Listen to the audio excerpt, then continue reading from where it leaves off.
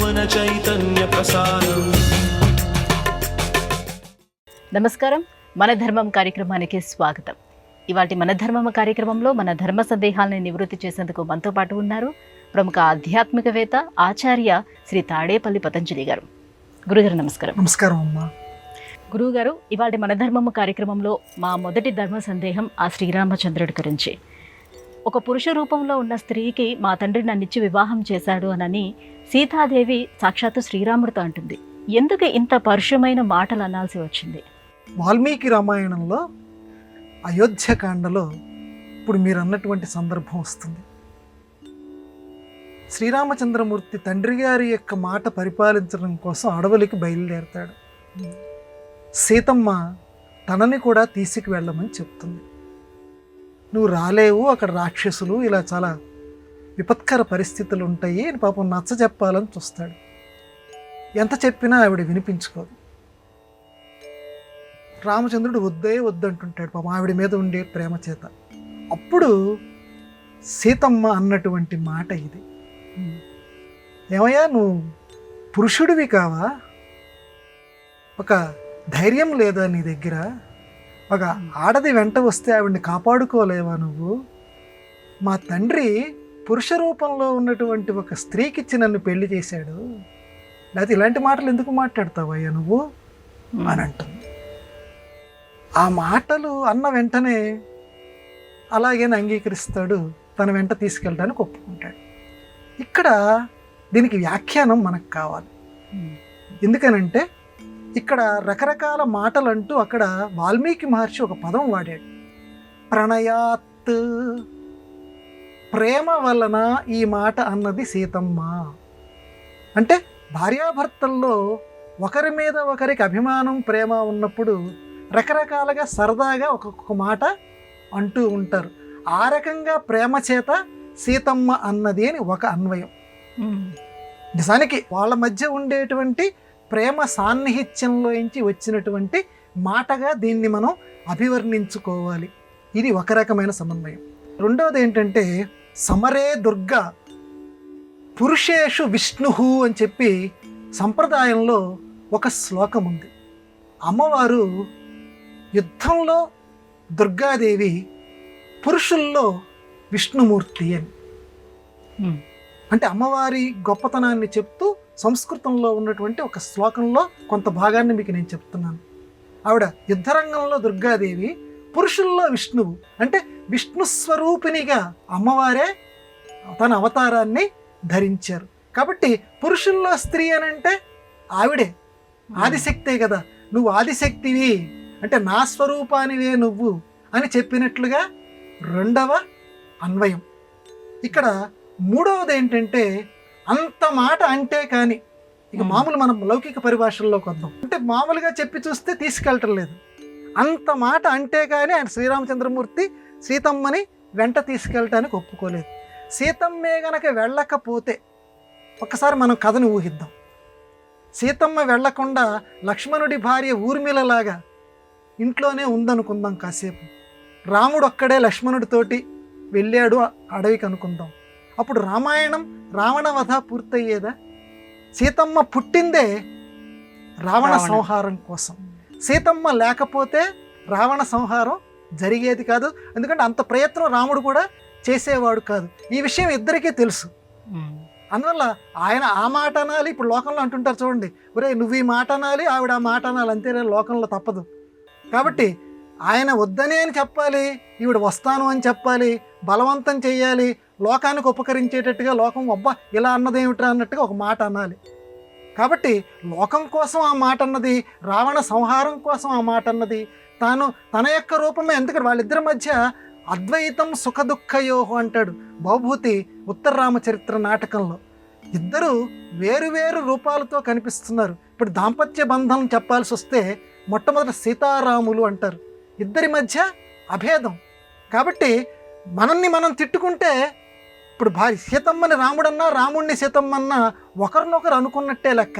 ఇద్దరూ ఒకటే రూపం, పైకి మాత్రం ఒకరినొకరు అనుకున్నట్టుగా మనకి అనిపిస్తూ ఉంటుంది. కాబట్టి రావణ వధ కోసం, అట్లాగే ఈ లోకంలో ఒక గొప్ప ధర్మాన్ని నిలబెట్టడం కోసం ప్రేమ చేత సీతమ్మ ఆ మాట మాట్లాడిందని చెప్పి పెద్దవాళ్ళు వ్యాఖ్యానం చేశారు. ఇంకా విశేషమైన వ్యాఖ్యానం చెప్పి జవాబును ముగిస్తాను. ఇంకా విశేషమైన వ్యాఖ్యానం అంటే లక్ష్మణుణ్ణి ఒక మాట ఉంది సీతమ్మ మొత్తం రామాయణం మహాకావ్యంలో, మీ అన్నయ్య గనక మృతి చెందితే నన్ను నీ భార్య కింద చేసుకుందాము అనుకొని నువ్వు నేను చెప్పిన మాట వినకుండా వెళ్ళి ఇక్కడే నిలబడతానంటున్నావు, వెళ్ళు అని అంటుంది. అప్పటిదాకా మా తల్లిగా భావించాడు లక్ష్మణుడు, విడిచిపెట్టి వెళ్ళనంటాడు. కాదులే నీకు వేరే దురుద్దేశం ఉంది, మీ అన్నయ్య చనిపోతే నన్ను నీ భార్య కింద చేసుకుందామని. ఇదొక పరుషవచనం సీతమ్మ మాట్లాడుతుంది, ఇక్కడ ఒక పరుషవచనం మాట్లాడుతుంది. ఈ పరుషవచనాల చేతే అంత దిక్కు దివానం లేకుండా చెట్టు కింద కన్నీరు మున్నీరు కింద ఏ మాట అన్నామో ఆ మాట ఫలితం ఈ లోకంలో అనుభవించాల్సిందే సుమా అని చెప్పి అంత విలాపం చెందింది అశోకవనం కింద. అది అందువల్లే రామ పరిత్యక్త కూడా అయింది. శ్రీరామచంద్రమూర్తి రావణ సంహారం తర్వాత కూడా నిన్ను లోకం కోసం రావణుణ్ణి చంపాను, ఇప్పుడు నీ ఇష్టం వచ్చిన చోటికి నువ్వు వెళ్ళొచ్చు అంటాడు. ఇదిగో ఈ రెండు పరుష వచనాల వల్ల. ఇది లౌకికంగా అన్వయం, కానీ మనం చెప్పుకోవాల్సింది మాత్రం ఆధ్యాత్మికంగా చెప్పుకోవాలి. రావణ వధ కోసమే సీతమ్మ ఈ మాట అంది, ప్రేమ కోసమే ఈ మాట అంది. గురుగారు, నిద్రలో వచ్చేటువంటి కళలు నిజ జీవితంలో నిజమవుతాయా? ఆ పీడ కళలు రాకుండా ఉండాలంటే ఏం చేయాలి? లోకంలో కళలు కనండి కళలు కనండి అని ఒక మాట మన మాజీ రాష్ట్రపతి గారు అన్నారు. కానీ నిద్రలో కొన్ని కళలు వస్తుంటాయి. మంచి కళలు వస్తే ప్రతి వాళ్ళకి సంతోషమే, మీకు సంతోషమే, నాకు సంతోషమే. కానీ దుస్వప్నాలు కొన్ని వస్తుంటాయి, చెడు కళలు వస్తుంటాయి. అటువంటి చెడు కళలు వచ్చినప్పుడు ఏం చేయాలి? మనకి లోకంలో సాముద్రిక శాస్త్రం లాగానే స్వప్న శాస్త్రం అని ఒకటి ఉంది. అది కూడా మన సంప్రదాయంలో ఒక భాగమే. దుస్వప్నం వచ్చినప్పుడు వెంటనే దుస్వప్న నాశకో గోవిందః అని అనుకోమన్నారు. వెంటనే అప్పుడు మెలకు వస్తే లేచి కూర్చో. అప్పుడు మరీ పీడకలైతే అసలు నిద్ర పట్టదు, వెంటనే లేచి కూర్చుంటాం. లేదా తెల్లవారిన తర్వాత మనకి రాత్రి ఏ కళ వచ్చిందో మనకు అనిపిస్తుంది.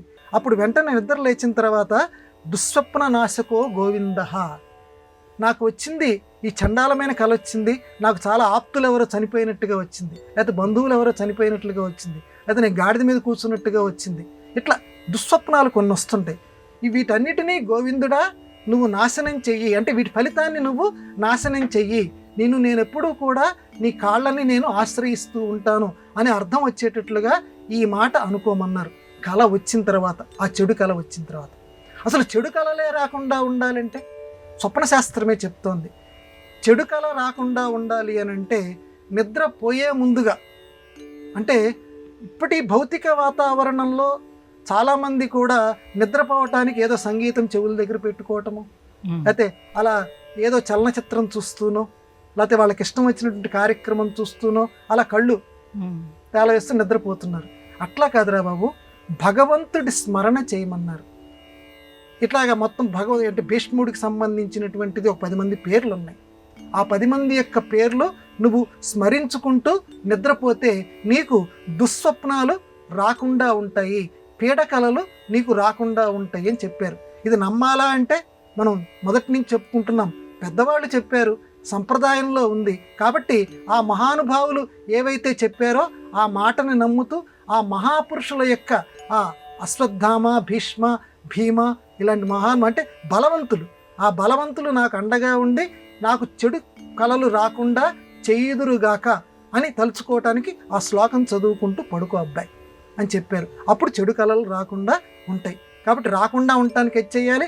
ఒకవేళ వస్తే దుస్వప్న నాశకో గోవిందః అని అనుకుంటూ, లేదా అప్పుడు మెలకు వచ్చేస్తే వెంటనే కాళ్ళు కడుక్కొని విష్ణునామస్మరణ, నీకు అంత పలకటం రాకపోతే రామ రామ అని అనుకోండి. విష్ణుదేవుడి యొక్క స్మరణ మాత్రం ప్రధానంగా చేయమన్నారు. అప్పుడు ఆ కళల ఫలితం ఉండదు అని అన్నారు. గురువు గారు, భగవద్గీత ఎప్పుడు ఆవిర్భవించింది? కార్తీక అమావాస్య నాడా, లేక మార్గశిర శుద్ధ ఏకాదశి, మార్గశిర శుద్ధ త్రయోదశి నాడు ఆవిర్భవించిందని 3 రకాలుగా చెప్తూ ఉంటారు. ఇందులో ఏది నిజం? ఏ రోజు ఆవిర్భవించింది? గీతా జయంతి. లోకంలో మనుషులకి పుట్టినరోజులు, దేవుడికి పుట్టినరోజులు ఇవన్నీ జరుపుకుంటూ ఉంటాం. కానీ పుస్తకానికి పుట్టినరోజు అంటూ మాత్రం ఒక భగవద్గీతకి. ఏ పుస్తకానికి ఆ గొప్పతనం లేదు. గీత జయంతి అని అంటాం. అంటే దేవతా సంబంధమైనటువంటి వాళ్ళ పుట్టినరోజుల్ని జయంతి అని అంటారు. ఇంతకీ గీత ఎప్పుడు పుట్టింది? కార్తీక అమావాస్య నాడు పుట్టిందా, మార్గశిర శుద్ధ ఏకాదశి నాడు పుట్టిందా, లేకపోతే మార్గశిర శుద్ధ త్రయోదశి నాడు పుట్టిందా అని అంటే ఇక్కడ రకరకాల విభిన్నమైనటువంటి వాదాలు మనకు వినిపిస్తున్నాయి. సంస్కృత మహాభారతంలో మొదటగా మనం చూద్దాం. సంస్కృత మహాభారతంలో శ్రీకృష్ణుడు రాయబారానికి వచ్చినటువంటి సందర్భంలో కర్ణుణ్ణి పాండవుల వైపుకి రమ్మనమని కోరతాడు. నేను రాను, ఇన్నాళ్ళు దుర్యోధనుడి దగ్గర ఉప్పు తిన్నాను, నేను అటువైపు నుంచే యుద్ధం చేస్తాను అని దుర్యోధనుడు చెప్తే సరే ఎంతకీ వెనకపోయేసరికి అప్పుడు ఆ కర్ణుడితోటి ఈ కృష్ణ భగవానుడు అంటాడు, కార్తీక అమావాస్య వస్తోందయ్యా, ఈ అమావాస్య యుద్ధానికి బాగుంటుంది, ఈ మాట వెళ్ళి భీష్ముడికి ద్రోణుడికి వాళ్ళకి చెప్పు, ఆ రోజే యుద్ధం ప్రారంభము అంటాడు. దీన్ని పట్టుకొని తిక్కన గారు కూడా ఆ భారతాన్ని అనువదిస్తూ యుద్ధం కార్తీక అమావాస్య నాడు ప్రారంభమైంది అన్నాడు.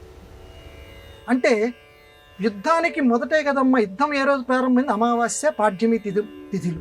కాబట్టి యుద్ధం ప్రారంభమైన రోజే భగవద్గీత చెప్పాడు. అంటే ఇంకా యుద్ధం మొదలు పెట్టలేదు, మొదలు పెట్టడానికి ముందే కదా భగవద్గీత చెప్పాడు. కాబట్టి భగవద్గీత ఎప్పుడు పుట్టింది? కార్తీక అమావాస్య. దీనికి ప్రమాణం సంస్కృత మహాభారతం, తెలుగు మహాభారతం. అబ్బెబ్బెబ్బే అలా కాదు. మార్గశిర శుద్ధ ఏకాదశి నాడంటే సంజయుడు అనేటువంటి వాడు ధృతరాష్ట్ర మహారాజుకి యుద్ధంలో జరిగినటువంటి విషయాలన్నీ చెబుతూ ఉంటాడు. 10 రోజుల యుద్ధం అయిపోతుంది, భీష్మాచార్యుల వారు కింద పడిపోతాడు. పడిపోయిన తర్వాత ఈ 10 రోజులు జరిగినటువంటి విశేషాలన్నింటినీ కూడా ధృతరాష్ట్ర మహారాజుకి సంజయుడు చెబుతూ ఇట్లా భీష్ముడు ఇలా పడిపోయాడయ్యా అని చెప్తూ, ఈ భీష్ముడు పడిపోవటానికి ముందుగా కృష్ణుడు అర్జునుడికి ఇలా గీతని చెప్పాడు అని ధృతరాష్ట్రుడికి సంజయుడు చెప్తాడు. కాబట్టి గీత గురించి సంజయుడు చెప్పినటువంటి రోజు కాబట్టి అది మార్గశిర శుద్ధ ఏకాదశి. ఆ రోజు అంటే పుట్టింది మాత్రం కార్తీక మాసంలో అమావాస్య నాడు, కానీ ఇది లోకంలోకి ప్రచారంలోకి వచ్చింది గీత అనేది మార్గశిర ఈ శుద్ధ ఏకాదశి నాడు. కాబట్టి ఆ రోజే గీతా జయంతి అని కొంతమంది మార్గశిర శుద్ధ ఏకాదశి అన్నారు. అదే ఇప్పటికి లోకంలో 99% అనుసరిస్తున్నారు. ఇక మూడోది భారత సావిత్రి అని ఒక గ్రంథం ఉంది. ఆ గ్రంథంలో అంటే భారతానికి సంబంధించి ప్రామాణికమైనటువంటి గ్రంథం. అందులో మార్గశిర శుద్ధ త్రయోదశి నాడు యుద్ధం ప్రారంభమైంది అని ఉంది.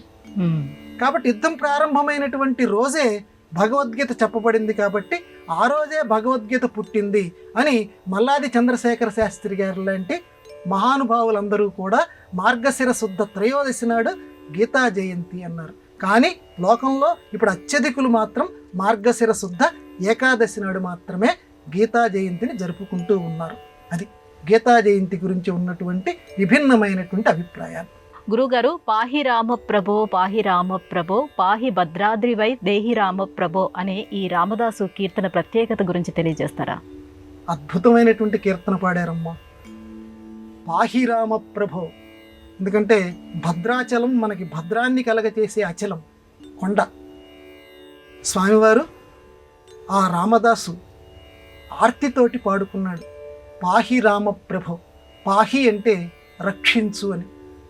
పాహి రామ ప్రభో పాహి రామ ప్రభో పాహి భద్రాద్రి వైదేహి రామ ప్రభో. కానీ మన వాళ్ళు పాడేటప్పుడు అక్కడ సంగీతంగా రాగంగా బహుశా మధ్యలోకి విరవాల్సి వచ్చిందేమో. ఇప్పటికీ కూడా మనం గనక ఆ పాటను ఎక్కడైనా మనం వింటూ ఉంటే పాహి భద్రాద్రి వైదేహి రామ ప్రభో, అక్కడ వైదేహి రామ ప్రభో, పాహి భద్రాద్రి వైదేహి రామ. వైదేహి అంటే విదేహ దేశపు రాజు జనక మహారాజు. ఆ జనక మహారాజు గారి యొక్క కూతురు, విదేహ దేశపు మహారాజు గారి యొక్క కూతురు వైదేహి. వైదేహి అంటే సీతమ్మ. సీతారామ ప్రభో, వైదేహి రామ ప్రభో అంటే సీతారామ ప్రభో అని అర్థం మనం అనువదించుకుంటే.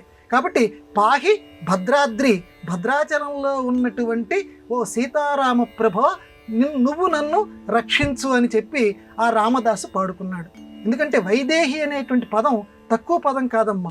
విదేహం అని అంటే దేహము నాది కాదు అని అనుకోవటాన్ని విదేహము అంటారు. అది అనుకోవటం అనే భావన చెప్పినంత తేలిక కాదు. ఈ శరీరం ఉన్నంత కాలం అమ్మ ఇది నా శరీరం, ఈ శరీరానికి ఈ అలంకారం చేయాలి, అమ్మో ఈ శరీరానికి అంటే ఇప్పుడు గుచ్చుకుంటుంది. ఇలా విడగొట్టడం వల్ల వచ్చే అర్థం ఏమొస్తుంది అక్కడ? విడగొట్టడం వల్ల అపభ్రంశపు అర్థం వస్తుంది. వై అనే దానికి అర్థం లేదు కదా. పాహి భద్రాద్రి వై అని అనకూడదు. పాహి భద్రాద్రి వైదేహి రామప్రభు. రాముని తోక అని చెప్పి మన వాళ్ళు కొంతమంది సరదాగా చెప్తుంటారు కదా, రామునితో కింకరుడు ఇట్లనియే అని అనాలి, కానీ రాముని తోక అని చెప్పి మనం కొంతమంది విడగొడుతూ ఉంటుంటారు. అట్లా విడగొట్టకూడదు. కాబట్టి పాహి భద్రాద్రి వైదేహి రామప్రభు కలిపి చదవాలి. అయితే సంగీత పరంగా ఏమైనా ఇబ్బందులు ఉన్నాయో మనకు తెలియదు.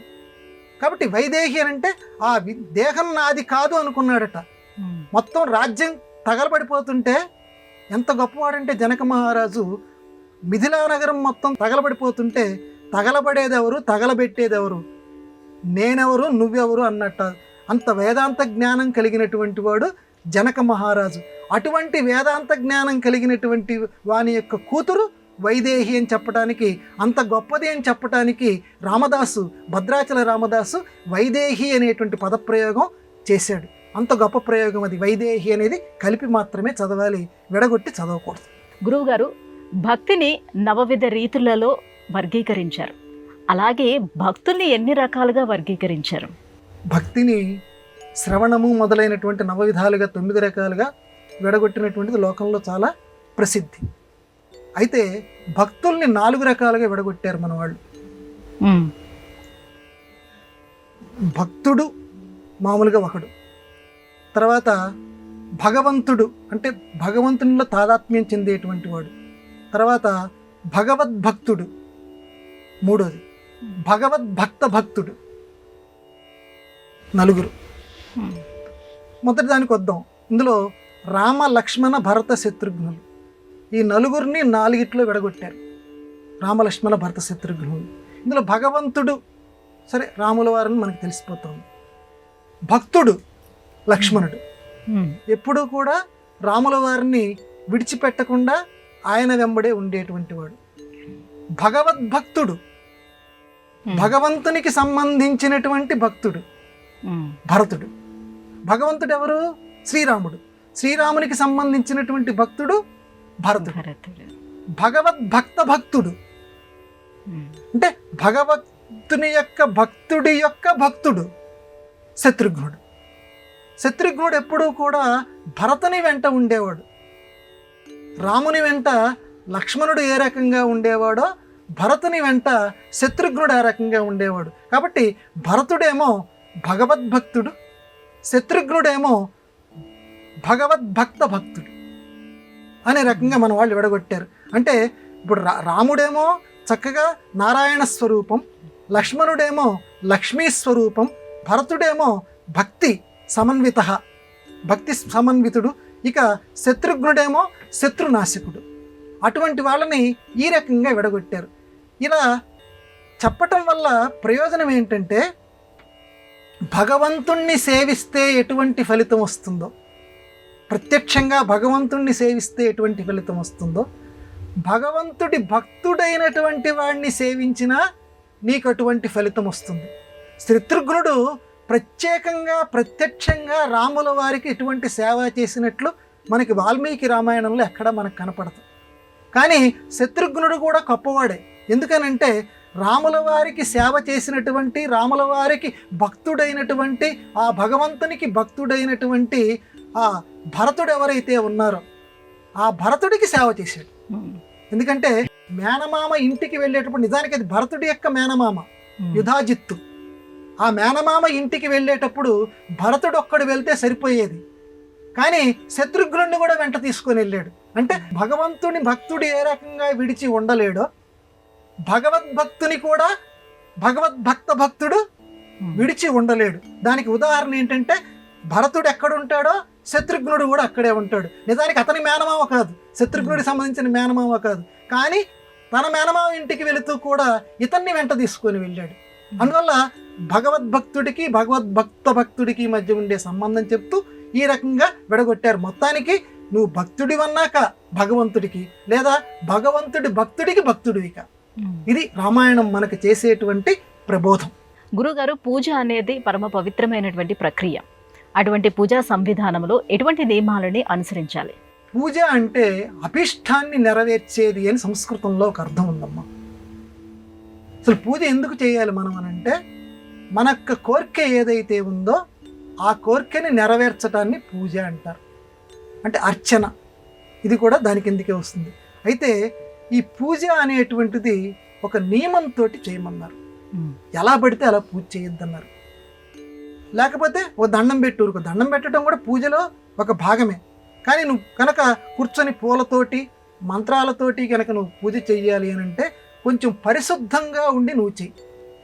మానసికంగా శారీరకంగా పరిశుద్ధంగా ఉండి నువ్వు చెయ్యాలి. ఎందుకనంటే ఒక రకమైన భక్తి వాతావరణం అక్కడ నేర్పడాలి. ఎందుకని అక్కడ మనం గంధం పూస్తున్నాం స్వామివారికి, షోడశోపచారాన్ని సమర్పయామి, ఇట్లా రకరకాలు చదువుతూ, అలాగే ధూపం వెలిగిస్తున్నాం.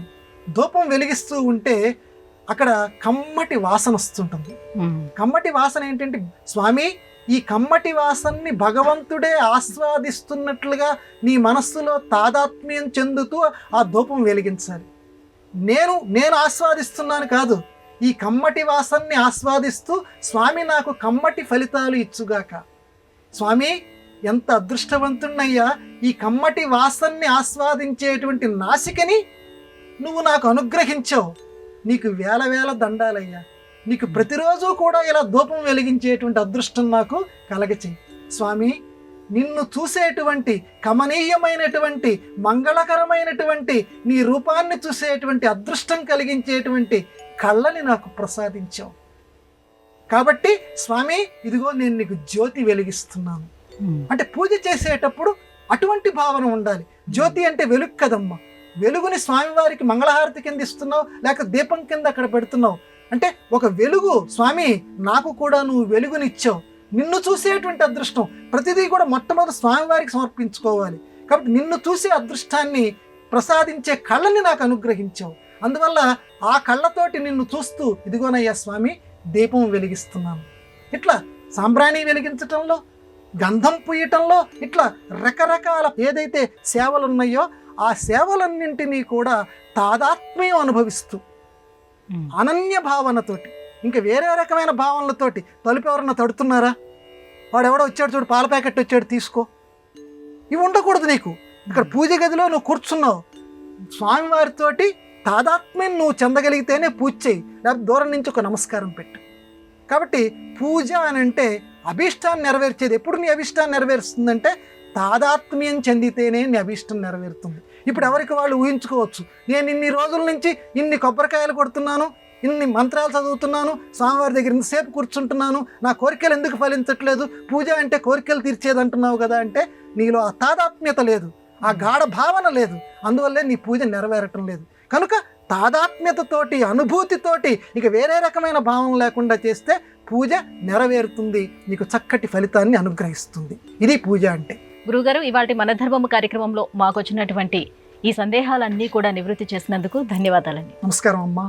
ఇది ఇవాళ మన ధర్మం కార్యక్రమం. రేపటి మన ధర్మం కార్యక్రమంలో మళ్ళీ కలుసుకుందాం. నమస్కారం. ఈ కార్యక్రమాన్ని తిరిగి చూడాలనుకుంటే www.youtube.com/@ETV Life Spiritual లో చూడవచ్చు.